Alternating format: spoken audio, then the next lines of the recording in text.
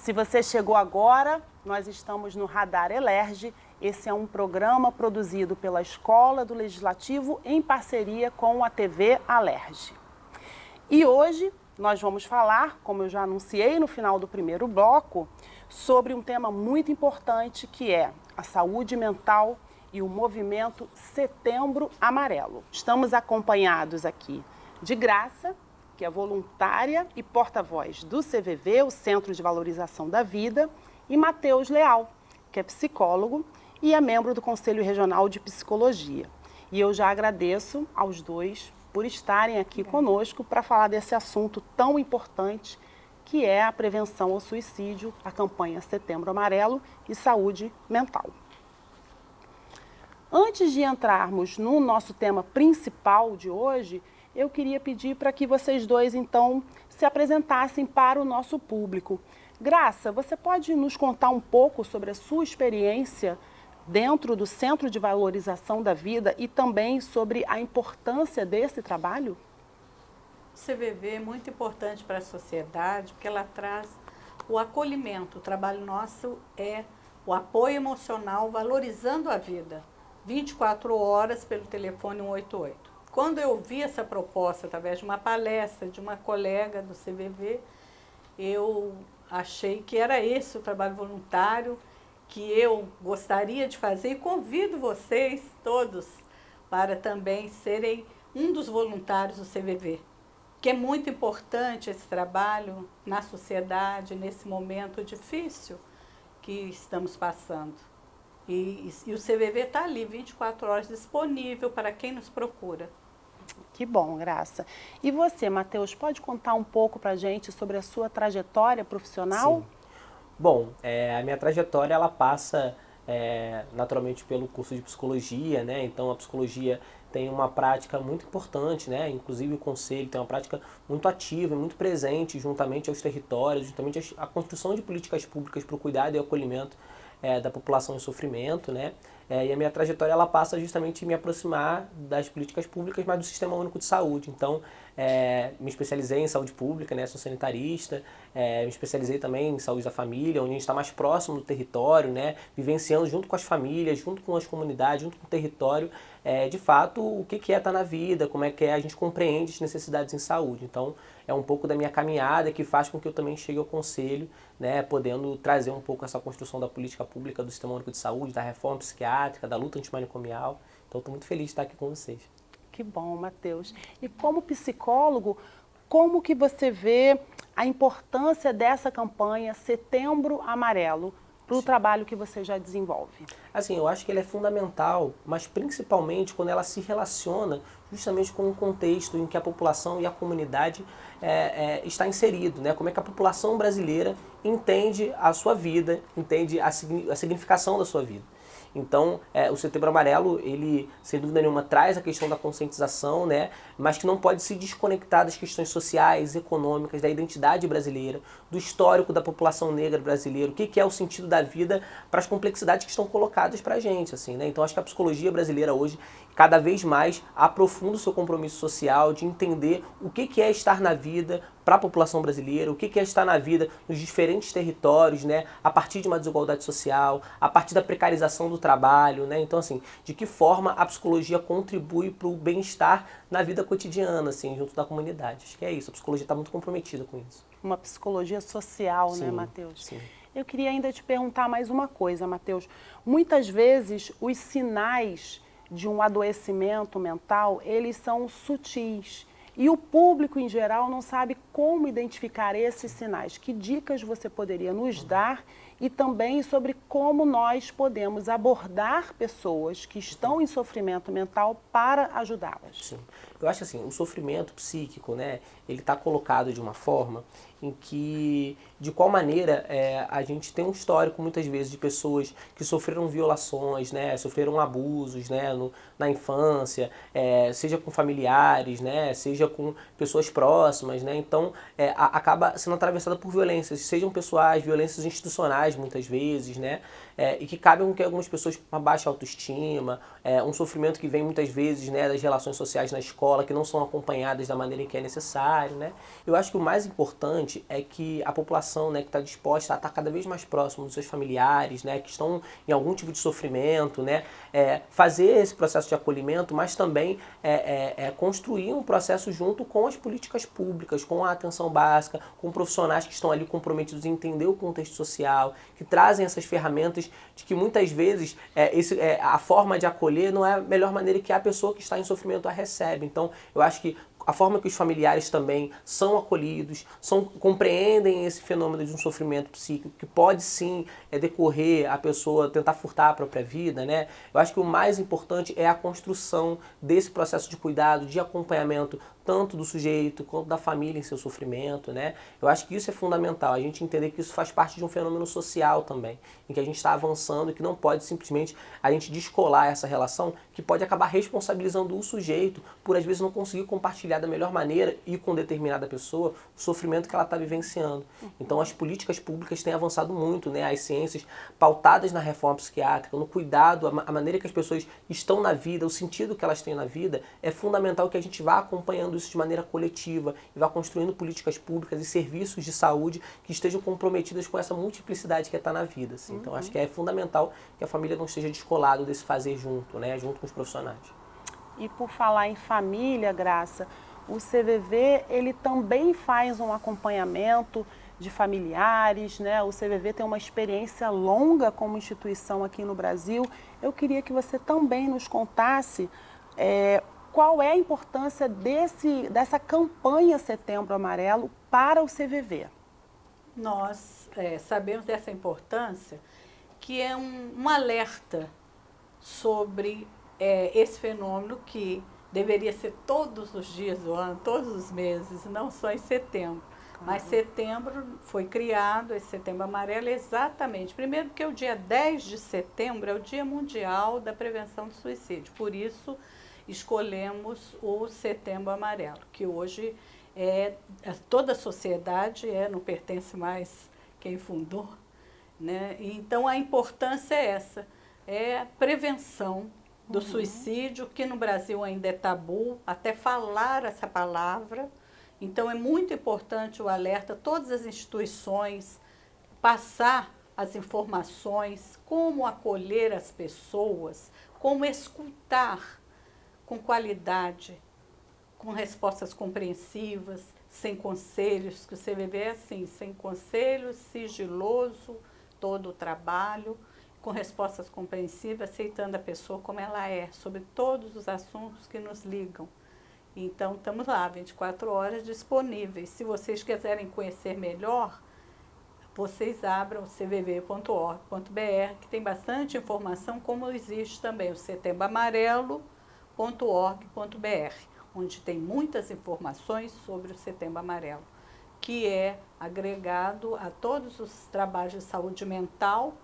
O CVV está sempre disponível, acolhendo, porque o trabalho é esse, apoio emocional valorizando a vida. E acolhimento, que é o que todos nós queremos.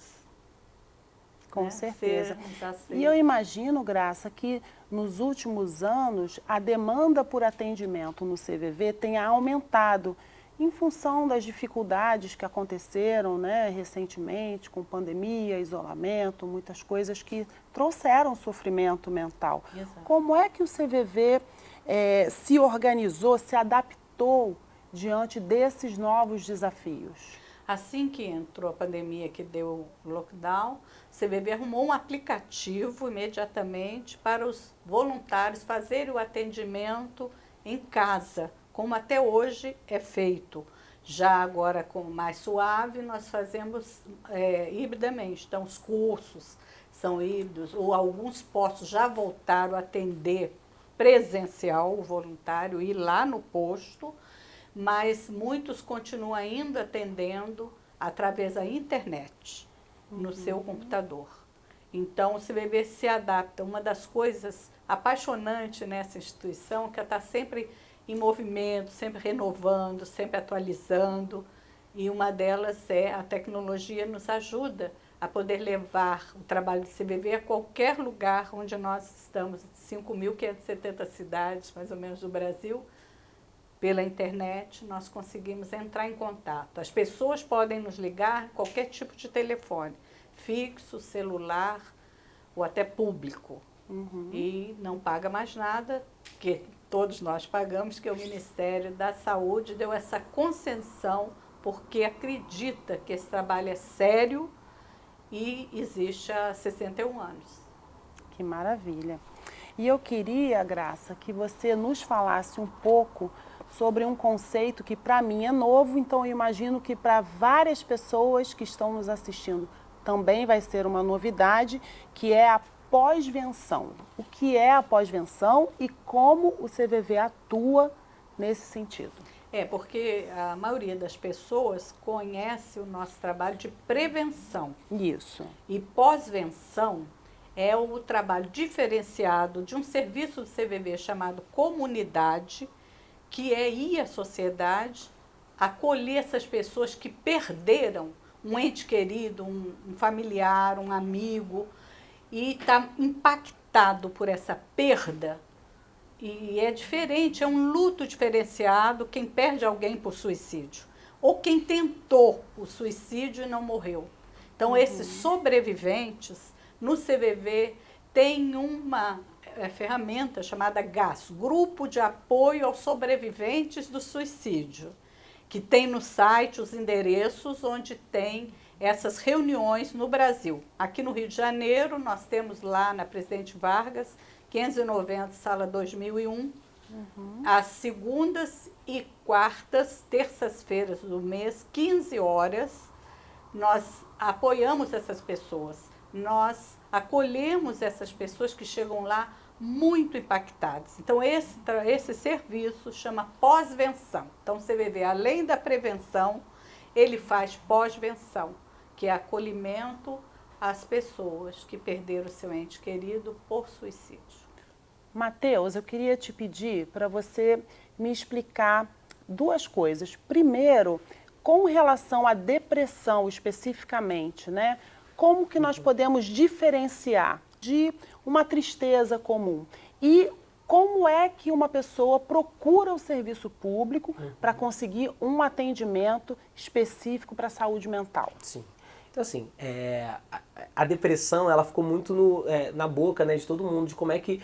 o que seria a depressão, né? A depressão, ela tem ali, né, uma série de acompanhamentos, né, de sinais e sintomas para que se possa ver, né, a continuidade, a intensidade, né? Então, esse diagnóstico diferencial é muito importante que se procure um profissional para que, de fato, ele consiga acompanhar esse processo. Né? Então, assim, eu acho que diferente tanto a depressão, né, a tristeza que as pessoas manifestam, porque a vida muitas vezes ela tem situações tristes, né? E outra coisa, de fato, a recorrência, né, de uma intensidade profunda, mas que ainda assim esse diagnóstico diferencial, ele na verdade não diretamente está conectado à forma em que esse tratamento ele é construído numa perspectiva psicossocial.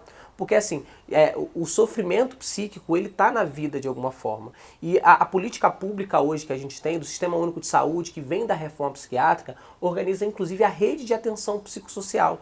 De qual maneira as pessoas em diferentes sofrimentos, e podem serem diagnosticadas com algum sofrimento que está colocado aí no CID, como por exemplo a depressão, né? Depressão grave, enfim. Mas que esse acompanhamento ele se faz desde a unidade básica de saúde, com as equipes multiprofissionais, em parceria junto com a equipe de saúde da família, então os psicólogos, assistentes sociais, né, pensando o cuidado dessa família, muitas vezes já com essa tentativa de algum das suas pessoas que estão ali na família, já com algum sofrimento, identificar se a pessoa já se isolou, já está começando a se isolar dos seus espaços sociais, né, então a gente já começa a ter uma sinalização, começa a sair dos compromissos sociais, muitas vezes se ausentar da escola, se ausentar do trabalho, por exemplo, então isso já vai demonstrando um certo não desejo de estar na vida junto com outras pessoas, isso já vai sinalizando pra gente algum tipo de agravo desse sofrimento. Mas assim, a rede de atenção psicossocial, ela é muito bem construída também. Então assim, a gente tem tanto a clínica da família, com as equipes multiprofissionais acompanhando as questões da saúde mental junto com as equipes,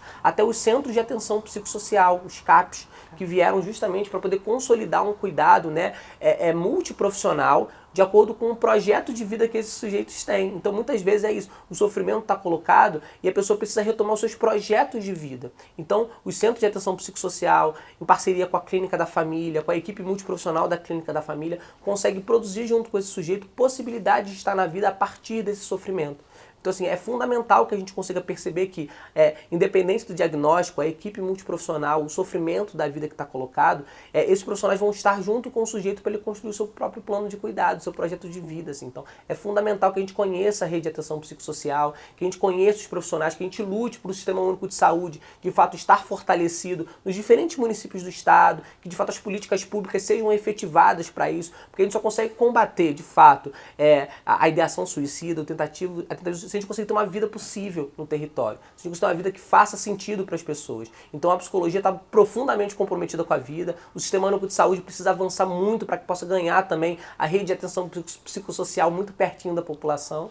Então é fundamental que a gente conheça, de fato, como se estabelece essa rede. E quanto mais perto das pessoas, melhor para todo mundo, né? Você já tinha comentado, Graça, que houve um aumento da demanda, né, que busca o CVV, mas que a gente ainda precisa de mais voluntários. E como é que é feita essa formação dos voluntários? Como o CVV tem se especializado nisso também? Olha, nesse mês, meses agora, agosto e setembro, e março normalmente, é quando você abre os cursos, que chama Programa de Seleção de Voluntários, que levam uns 3 meses, uma vez por semana, pode ser online ou presencial. E é muito interessante os cursos. E depois nós continuamos fazendo outros cursos para o aperfeiçoamento do voluntário. E nós temos reunião de grupo todo mês, temos reunião geral de voluntário, que é convidado vários colegas para assistir, sempre um assunto de autoconhecimento, que é a finalidade, né, do nosso trabalho, do apoio emocional é esse. E depois que faz esse curso, o voluntário escolhe qual é o serviço do CVV que ele quer participar. Pode ser do telefone, 188, pode ser na web, através do chat, né, e-mail, responde cartas, né, atendimento pessoal, fazendo esse curso, e também o comunidade, que é o que no momento eu estou trabalhando. São várias oficinas e é um outro curso complementando esses serviços. É o que vai para a comunidade, não é o telefone. É levar essa proposta de vida, essa maneira de ser do CVV para a sociedade.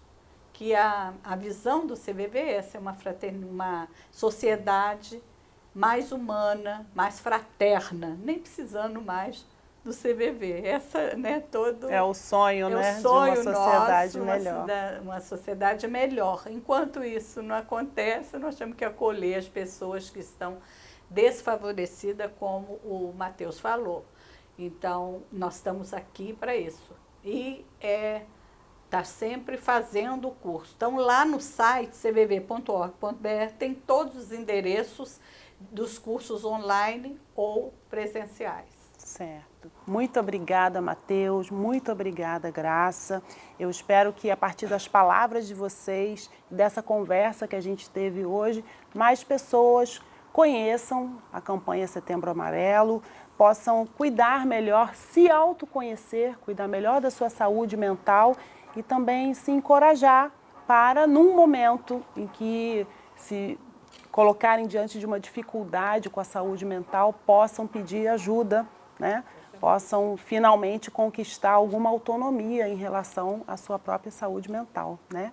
Eu agradeço também ao Conselho Regional de Psicologia do Rio de Janeiro e ao Centro de Valorização da Vida do Rio de Janeiro. Nós também agradecemos a oportunidade de estar aqui. Que bom. Bom, obrigada também a você que acompanhou o nosso programa até aqui. Aproveito para fazer mais um convite, que você siga a Escola do Legislativo nas redes sociais para acompanhar também o nosso calendário de eventos e as novidades sobre o programa. Siga também a TV Alerj, que é a nossa parceira aqui no Radar Elerge, para conferir todos os detalhes da programação da emissora. Tchau, até o próximo programa.